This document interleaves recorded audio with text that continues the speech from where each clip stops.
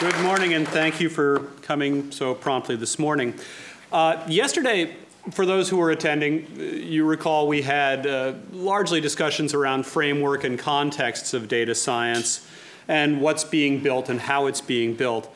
Taking off from some aspects of what we touched on late in the day today and late in the day yesterday, and Jeff Hammerbacher's talk, now we're going to move into some implications of all this, not simply because the applied results are the reality of theory and early development, but because all truly important technology and economic advances should also be examined for their impact on society now and in their future impact, so that we might ready ourselves for it or steer them in some direction we find helpful.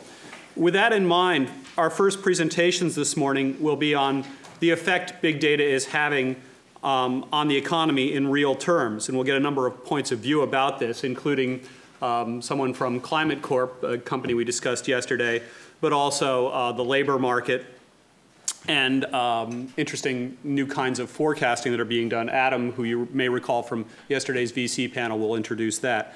Then we're going to talk a little bit about design, surveillance, and its near corollary, or its partner, I suppose, privacy. And then we'll be doing a series of sessions on data science in specific industrial contexts, which should take us through lunch quite readily. I think this will skip right through. So I'd like to get to it. Adam, please begin. Thank you. Thanks. Good morning, everybody. So I think we've seen a lot of hype, for the lack of a better word, around big data and new data technology. So I wanted to, I organized this panel to have three people who have terrific first-hand experience with the impact of these new technologies on companies in real terms, as well as on basic sectors of the economy.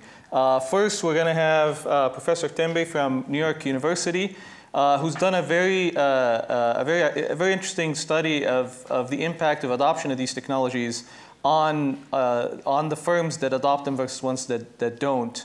Followed, as Quentin said, with a presentation from the Climate Corporation, which is taking all these latest technologies and applying them to, of all sectors, agriculture, the most basic sector of the economy, and have done tremendously well at it and have built a real business around it. And finally, we're going to hear from Joe Reisinger, the CTO and co-founder of Panelist Corporation, which is really turning upside down the way governments are measuring their economies. And these are, governments run countries on the basis of these high-level metrics, and they're making trillion-dollar public policy decisions based on inflation, unemployment, GDP growth.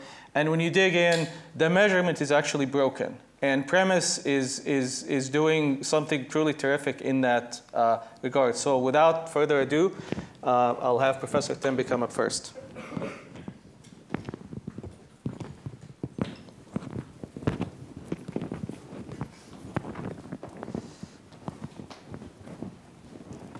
Is there a clicker by any chance? Is there a clicker? No, is there a clicker by any chance? Clicker. Okay. That's okay. That's okay. All right, good morning, everyone. Thanks, Adam, for organizing the panel, and thanks to Berkeley for this DataEDGE conference. I had a great time yesterday listening to a lot of the panels. I learned a lot. I'm an economist. I study the economics of technical change, and I especially like thinking about labor markets for technical skills, which of course is of first order importance given the kinds of things we think about. So the topics yesterday related to what will a data scientist look like in 5 years, or something I'm very interested in. I'm here today to talk about a recent paper, a new paper, that is very close to the theme of this panel, which is there evidence of impact for big data? Do we see it really having an impact on corporate performance? And if so, where and under what conditions? So let me talk a little bit about why this is actually quite difficult to do. So it turns out that from a measurement perspective, it's not easy to get good measures of how technology is changing the economy. Ever since about 2000, the data we collect at an administrative level on technological investment has gotten, in a sense, worse and worse. So these data sources have been drying up. Saving grace, though, as many of you know, is that at the same time, we've seen a lot of new data sources open up. So in one sense, this talk is going to be about the economic impact of big data, but it's also going to be a little bit about the impact of big data on economics, which is also having a profound impact. So what I'm talking about here are things that have been referred to as digital exhaust, clickstream data, Google searches, Wikipedia, Twitter feeds, GPS data. These types of data all have profound implications for what we can measure as economists, as policymakers, allowing us to measure things at a granularity that is unprecedented in many cases. And I think the other speaker is going to talk a little bit about that as well. I'm going to talk about a data source and that you're all quite familiar with, which is this one. Right? I'm sure people in this room have spent quite a bit of time thinking about how HR analytics, how sites like LinkedIn are perhaps set to transform HR. Certainly true. It's also, which you may not have thought so much about, is that it actually provides a really interesting window to think about firms and regions from a skill perspective, right? So we have data that are being collected like this for millions, hundreds of millions of workers, really, around the world. Right?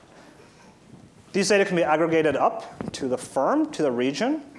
And once you do that, you can provide some really interesting perspectives on things like which firms are hiring workers that are working on the kinds of technologies we've been talking about, for example, Hadoop. Right?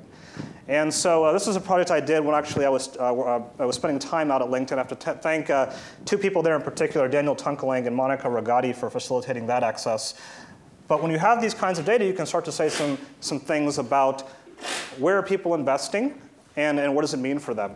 And so for the first time, we're really able to resolve some of these questions and think about which firms are investing and what it means for them and see who's investing. So you can create graphs like this. This is a simple graph, right?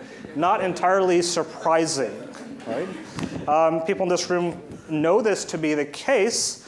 It's intuitive, but I'll submit to you that actually somewhat surprisingly, it's really the first time we can look at things like this, right? We know that the government knows that IT workers are here, here, and here, but really what we want to know is data scientists and things like that. That's really what gets us to start to answer the questions of why we see differences across geographic regions and things of that nature, right? You can also drill down deeper. This is a distribution of just technical skills, like thousands of them, right? And let me just give you some context.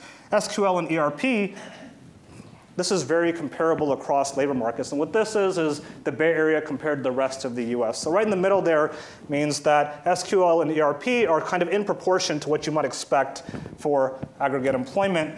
This here is just, these skills here on the right are the ones that you see disproportionately higher in the Bay Area. That means the labor market here is thick for these kinds of skills relative to the rest of the US. And it's here first.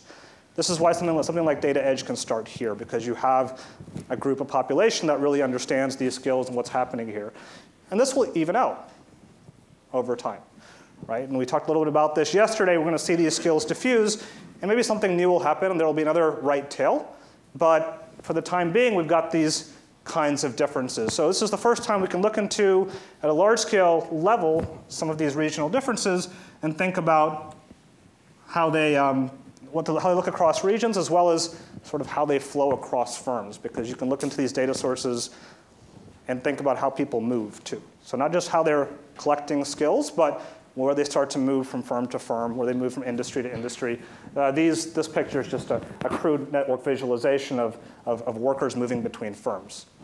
So when you combine that with data on things like who's investing in the new data technologies, you can start to see how these people sort of percolate among firms and what that means. Okay, so let me get to the actual study, looking at this question of what's the impact. So this allows us to develop measures of what firms are investing in terms of technologies, different types of skills, and where they're making these investments. So I don't have time today to go through the actual model. I'm happy to talk about it offline. Basically, there's a pretty typical approach informed by economic theory using production economics, looking at how investments of various kinds in capital and labor, other things, tend to impact corporate performance, right? And so that's what we do here. what enables this really is the ability to break down these investments using these data into different skill sets. So knowing this firm is investing not just in technology, but investing in new data technologies and modern data technologies. And so I want to leave you with a few findings here. The first one is that Hadoop investments associated with about 3% faster growth. Now, what does this number mean? Right? 3% faster growth, is that a small number or a big number? That's a pretty big number for a couple of reasons. One of which is you have to think there's an underlying distribution, which means some of those firms are doing much, much better than 3%. Additionally, 3%, given this kind of a framework, means that the amount of bang for their buck they're getting is actually pretty significant. Okay? So this 3% is actually a reasonably big number. But that underlying distribution, again, means that some firms are doing much better than others. And so let's talk a little bit about that. Which firms? So we can look at that flow of skills. We can look at where firms are making these investments. And we can develop a picture like this. Let me explain what this means. This is something that's not a surprise to anyone here, that data scientists are hard to find. Right? And so what this basically shows is for something like Hadoop, right now, the stage we're at, where you invest tends to matter. And what this picture basically is, this line is a little bit misleading. This is not a positive line in the sense that it's higher returns to a Hadoop investment. What you have here is left to right is basically a measure of the labor market and how it looks. So what you have here on the far right are probably places like around the Bay Area communities where firms are investing a lot. The red triangles are everyone that's investing. And what that means is the red triangles to the right, these are the guys that are investing in labor markets like this one. And they're just getting higher bang for their buck right now. In other words, it's harder to develop and maintain and sustain systems, big data systems in places where it's hard to find the skills, right? So you can see evidence of this using these kinds of data. You can also, this is again, a short run process. Hopefully we're going to see a diffusion of these kinds of technologies. That's where you're going to see a lot of, we've seen productivity growth in this relatively small set of firms that have the capabilities to do this kind of technical change. When it starts to spread out to the rest of the economy, that's when we're going to see a lot more change down some of the industry verticals people were talking about yesterday. There's a diffusion process. This is a picture of a bunch of technical skills. On the x-axis here, I have how old the technical skill is, right? So on the right, you have things like COBOL and Fortran. And up here, circled in blue, you have MapReduce and Hadoop. On the y-axis is the geographic concentration of those technical skills, right? And so what you see here is a diffusion curve. And why does that happen? It's because schools learn how to teach these things. Other firms start to use it. Many schools are just now putting together business analytic programs, right? It's been about 7-8 years at this point. But there's this process by which other institutions start to learn how to provide these skills, and then you start to see this deconcentrate a little bit. So in the short run, these skills tend to be really, really concentrated in specific regions. Firms that invest tend to get more bang for their buck in these regions. In the longer run, these skills will tend to diffuse, of course, and you get something more like this. And this is the equivalent picture for something like SQL, which is just had more time to sort of get out there, which is less concentrated than something like Hadoop. And what this picture shows, it's not saying that there's no return. It's just saying that it doesn't matter as much where you invest, because firms have access to the complementary skills in a larger set of regions than they might for something like emerging like Hadoop or related technologies. Okay.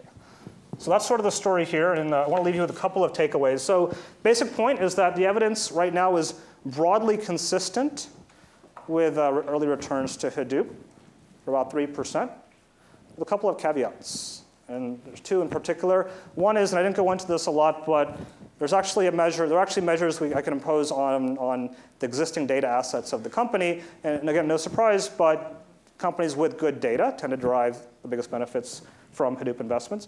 And B, the point I talked about a little bit was in specific labor markets. And this latter part will spread out. Right? We'll see this start to spread out over time.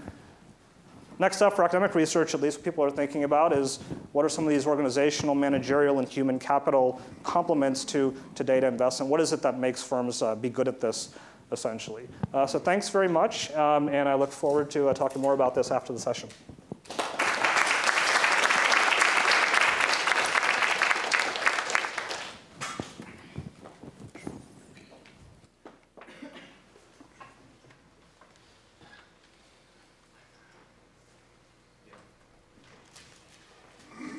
Good morning. Thanks for coming. My name is Tjarko Leifer. I'm with Climate Corporation. I don't know what came first, the name for this session, Where's the Beef, or inviting Climate Corporation to come. Adam was involved with climate. Oh, thank you. Adam was involved with climate since Google Ventures invested about 4 or 5 years ago, 4 years ago at this point, maybe 3.5. So it's a pleasure to be here this morning.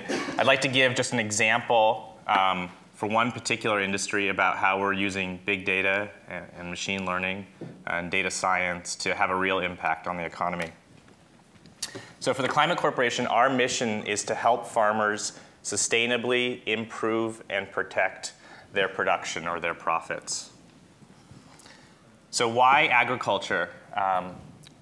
The world population is increasing. The calorie content of people's diets is increasing. And we don't have a lot of additional arable land. Volatility is also increasing. Some of that's driven by changes in climate volatility. And so the challenge in agriculture is really, we know, for example, with corn, if it's grown with the right management practices and good climate conditions, you can get about 2 times the average yield per acre that the US currently achieves. And other countries are actually far behind what the US achieves in terms of crop production per acre. And so there's a real opportunity to use better decisions about management practices to increase our food production on the same sort of environmental and land footprint to meet the needs of a growing population and a changing diet.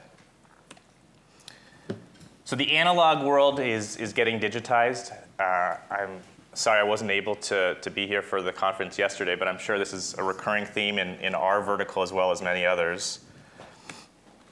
And so the implication on agriculture is huge amounts of environmental and operating data that is being generated. Just as an example, in one crop for one season in the US, yield monitor data, which is really sort of square meter by square meter or even finer resolution as you're driving across your field, what is the yield outcome you're getting at the end of the season? Tremendous amount of remote sensing data, and this will be increasing rapidly with new satellite systems. And then weather observations. So billions and billions of observations across many different types. I think on the agenda is also some topics, or I saw the McKinsey paper out about open data. So we make use of a tremendous number of different public data sets, and we integrate those with a number of other data sources. So one of those is on farm. And so this is a picture of a planter driving across the field, and it's measuring a lot of important attributes of planting. For example, what's the downward force of the planter as it's going across the field? How deep is the seed getting? What's the singulation rate? So are you getting one seed at the distance between the next seed instead of 2 seeds in the same location? And those things have multiple bushel impact on the yield. And you want to vary those things over the course of the field as topography changes and soil type changes. And so you also want to gather things, for example, about the farmer, about their practices that they're using, and lastly, about the soil.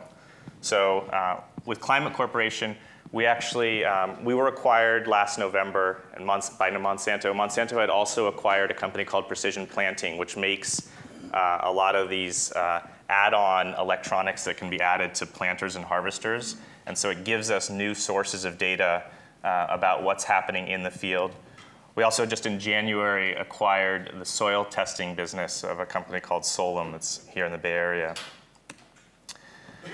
There's also crop performance data. So one of the rationales for the acquisition and for us joining with Monsanto was a tremendous amount of field trial data that understands the relationship between hybrid practices and environments over long periods of time. And of course, Monsanto is well known for their work on biotechnology traits. And then the last is we really think about a lot of also modeled data sets that we use. And so on the left here is just an example of automated classification of cropland. And on the right is an example of what we do with climatological simulations and blending those together with short-term weather forecasts and also long-term climate signals. But from the farmer's perspective, all this data, this environmental data about them, about their operations and their own equipment that they own, they're overwhelmed by data, and they're actually not generating better management decisions. All I got was yield maps up to my ears. And so, this is something we see recurring in many different businesses, but data by itself is of actually relatively little value. And in fact, just the sheer volume of it is drowning people who could be making better use of it. And so we think of a sort of a value stack of going from data up to insights, recommendations, and execution. That's how we think about building our products.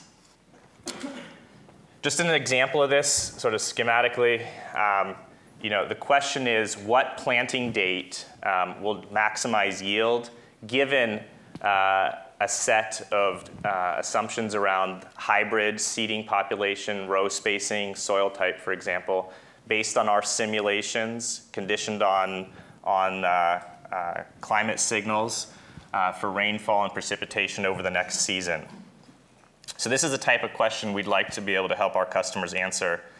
And this is a screenshot from our product that is helping the farmer see what the optimal planting window is for maximizing their expected yield, and allows them to look at changing what that planting window is and what effect it'll have on both the expected yield outcome as well as the distribution of outcomes.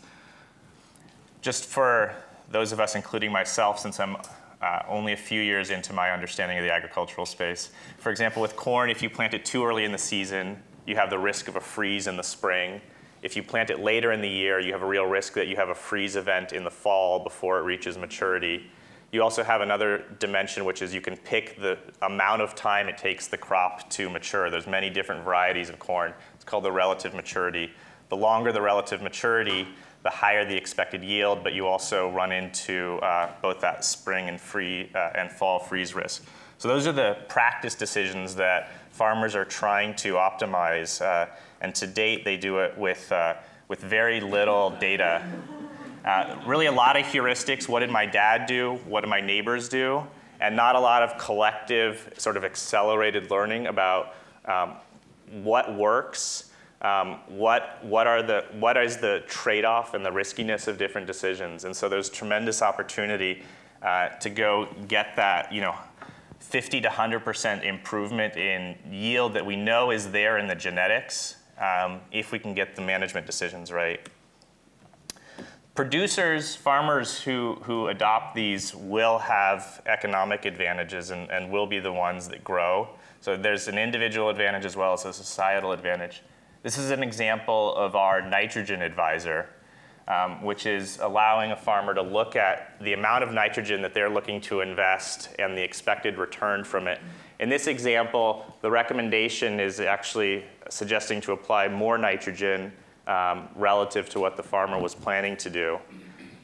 Nitrogen is an interesting one because it has sort of tremendous negative externalities for society in terms of poisoning of the Mississippi and the Gulf in terms of over-fertilizing of crops in the Midwest.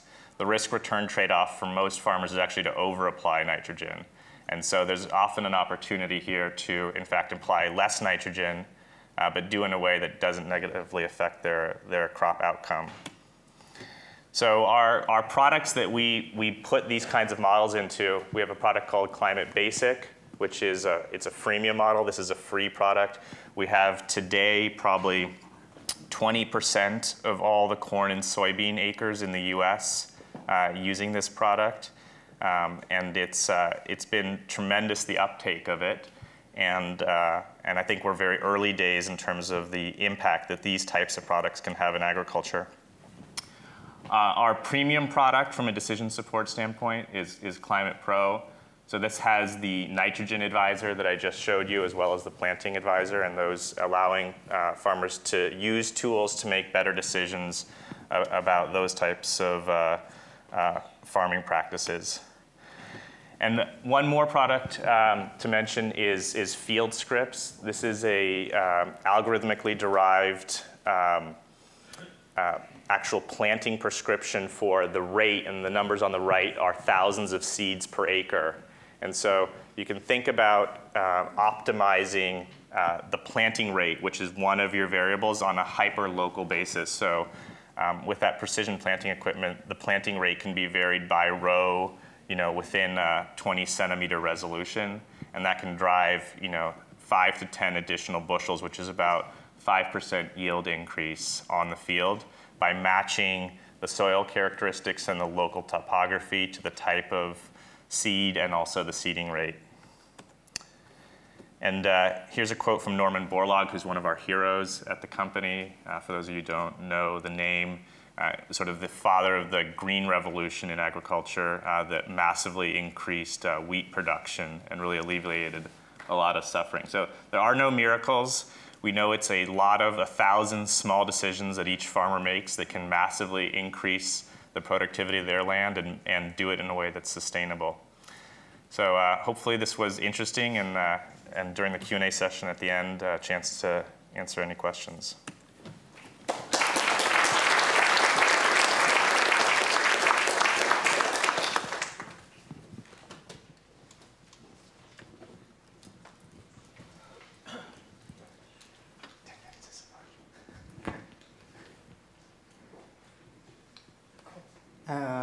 Good morning, everybody. So my name's Joe Reisinger. I'm CTO and co-founder at a company called Premise. Premise is a mobile platform for monitoring kind of macroeconomic and human development trends in real time. So Tjarko mentioned something about digitization of kind of the real world. That's kind of firmly what we're doing. And kind of awesome. Should I check? It's okay. So we're kind of we're a primary source data provider, which is something that to me is like a really interesting set of challenges and problems, and I wanted to kind of in the context of this panel, I'm surprised nobody actually has brought this picture up, but so you have this kind of hype around big data. And we're kind of firmly now in the I think the middle of the backlash against that, right? So there's a lot of kind of contrarian views out there. One of my favorite is the miracles of big data. There's got to be something in there that's useful. I think there's actually a lot to be said for some of this stuff. Hal Varian is one of our advisors at Premise, and I think he kind of nails it pretty well here, which is, you're in a lot of ways you're better off focusing on kind of the quality and the coverage of the data that you're capturing, rather than just trying to slurp up everything and hoping that you can back out something from that, right? If you want a little like mathematical excursion, I think of this like the what we call in computer science the coupon collector problem. You have you keep buying boxes of cereal, and there's a toy in each one, and those toys are different. How do you get all the toys? Like, how many boxes of cereal do you need to buy? It turns out that this is kind of a well-known result dating back to the beginning of stats, and it says you need approximately n log n samples, which is, as a computer scientist, kind of comforting, right? If I just kind of keep collecting the data, eventually I'm going to get the sample that I want. If you talk to statisticians who do field surveys, this is not actually a very comforting number at all.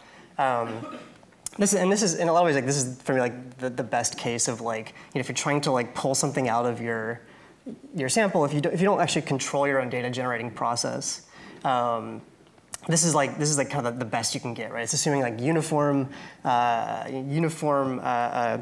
distribution over all possible outcomes. Reality is a lot more variegated.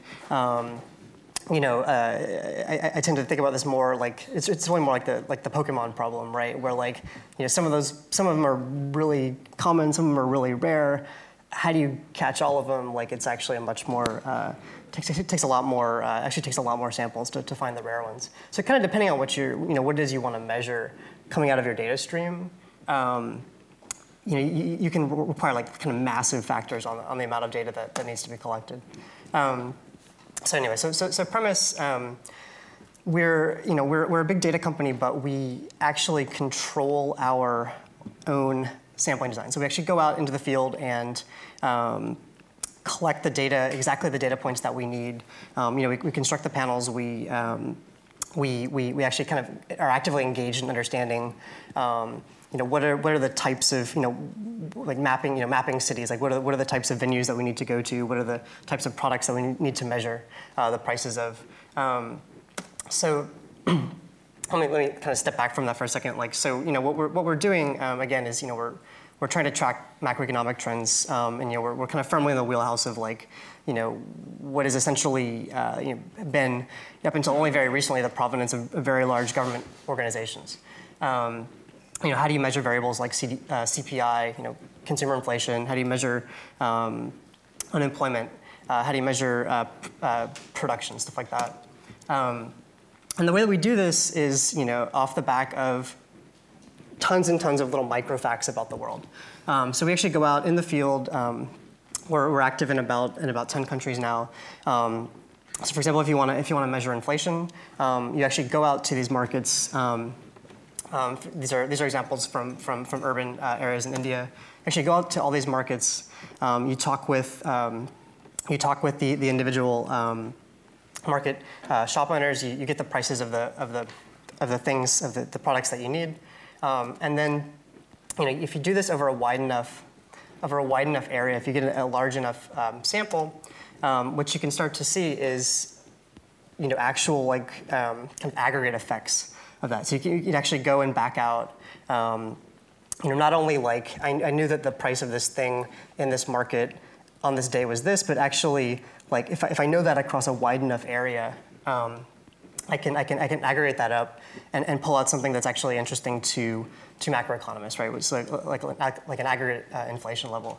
There's an example here from Argentina. Kind of well-known, manipulator of economic statistics, which I always find a little bit ridiculous, right? Like, how do you like lie like en masse about the price of bread, right? How do you say inflation? Oh, it isn't as bad as it actually is. It's sort of like this it's almost got like this 1984 sense of like oh the truth is something else, right? It's not what you see in front of your eyes. And this is just the example that we've been kind of monitoring inflation there since early last year, and it's just pretty striking, right? The official numbers are in black, the premise numbers are in blue. There's a huge dispersion there. Likewise in China, where there is evidence of official manipulation, but it's much more. It tends to be much more about smoothing and kind of presenting a very controlled view of how production is growing there. So I wanted to kind of provide. I just wanted to highlight a couple of little case studies like really quick, and then we can get to maybe I can finish early. We can actually do some QA. One thing that we looked at last year that was in the news. It was a huge event in India over the summer. The price of onions actually pretty much doubled. And it sounds like kind of a silly thing, but onions are actually the staple crop in India. Like pretty much any dish, any like home cooking that you do is going to involve onions. And so this was such a huge event, and it put a lot of pressure on the RBI. They ended up having to change interest rates in order to it ended up basically causing these like very high level top down policy decisions. So like this bottom up fact about the world just causes these really massive reactions, and that's like the level that we have control here in the economy, right? It's like this like really blunt, like brute force, like I'm going to lower interest rates. We've been involved a branch of the UN, the FAO, Food and Agriculture Organization, looking at price transmission. So this is an interesting problem. Like, you know, if you're, especially like in sub-Saharan Africa, like how fast do prices change due to like scarcity or due to like changing like supply conditions? This has like massive impacts on stuff like incidents of violence, for example. Kind of more, slightly more recently, I don't know if you guys saw this news over the weekend, like the price of limes in the US has gone up by like, it's like basically doubled. It's actually much worse in Mexico. Basically what's happening is there's drought conditions in Mexico. There's some kind of collusion among the cartels to block imports. And so you see these these immediate price effects. Like this is over the course of like, you can see these actually week over week. And so I think the interesting thing here, of course, is like, you know, Mexico, of course, has the largest effect. The U.S. is somewhere in the middle, and then Brazil actually, like these guys, you know, they produce so many limes, like domestically, it doesn't really matter. So you kind of get this notion of like how sensitive different countries are to different types of, you know, like we import limes from multiple sources, so it doesn't affect the prices quite as much. Likewise, we've been looking at, we started to look at like, you know, this notion of like a Coca-Cola index, you know, kind of, you know, on par with the Economist's Big Mac index. Like Coca-Cola is a thing that is, it tends to be domestically produced. It uses a wide range of inputs. And so it's actually a good proxy for looking at kind of differences in kind of price levels across countries, and you can actually use this to kind of back out like an estimate of what kind of exchange rates should be looking like. And kind of what you have here is you know, it's pretty, like, kind of, I think the thing that stands out the most is like the Argentinian Coca-Cola is actually very cheap relative to US Coca-Cola. So if you live in Argentina, sorry, relatively expensive compared to US Coca-Cola. So if you live in Argentina, you're actually paying a huge premium. But that's come down pretty significantly starting in January and this is actually due to kind of price fixing and some price accords that the government has put in place there. So those have been having effects at least at the level of like kind of consumer packaged goods. The US and Brazil, pretty much at parity. And then kind of interestingly, like China is actually the place, if you want to go to a place and buy Coca-Cola relatively cheaply relative to the kind of cost of living there, definitely the place to go. It's almost, it's about half what you would pay versus being in the US. So that's just some quick case studies about premise. We're doing tons of stuff kind of in the economic data space. Thanks. Thank you, Joe.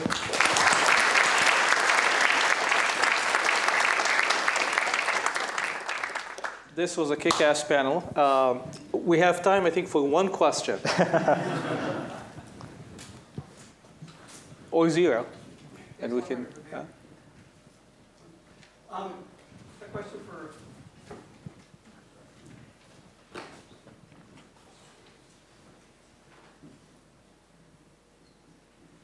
Thank you.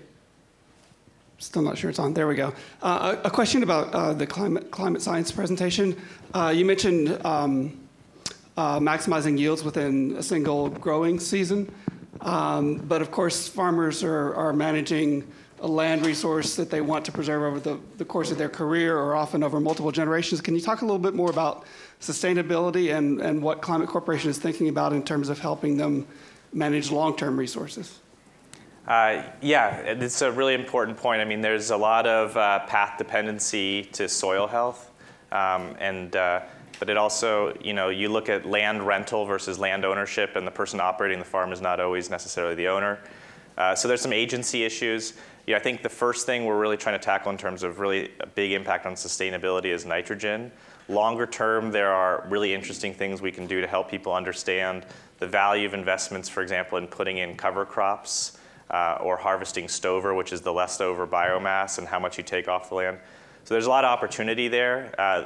The challenge is also to make the sort of internalize the benefits to the customer and have them be confident in the impact and the recommendations. And so that's a long-term opportunity for us. We're trying to start with things that people see the payback on quickly and then grow out from there.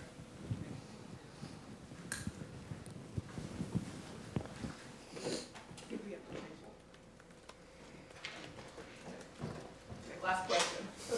Question for the first speaker about the skills distribution. Were you looking at the location of the company or the location of the worker? Because the people that are working from home, let's say, they could be living in Bay Area and working in a Montana company. And that would seem to be the best way to do it, to have a living here and then work for some underrepresented part of the world. Yeah, that's a good point. The answer is a little bit dissatisfying, which is that we can't tell the difference right now in the data that are available. Actually, in the data that I was able to access, I think the data are becoming available. There's a lot more using IP addresses and such where you can sort of tell where the person is as opposed to when they're actually checking into work. And I think that's going to be an interesting sort of set of questions around how that telework sort of tends to change that distribution.